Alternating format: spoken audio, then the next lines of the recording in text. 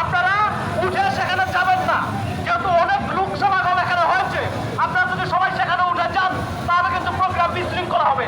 আপনারা এখানে বসে থাকবেন, উনি কেন্দ্রীয় নেতৃবৃন্দ এবং উনি এসে পতাকা উত্তোলন করবেন, তারপরে স্টেজে আসবেন, তারপরে আপনারা হয়তো এই করবেন। আর আমি অনুরোধ করছি এই হকার বৃন্দ, আপনারা দয়া করে আপনারা মাঠ থেকে বাইরে চলে যান। হকার আপনাদের জন্য একটু সমস্যা হচ্ছে, আপনারা দয়া করে বাইরে যাবেন। সকল স্বেচ্ছাসেবক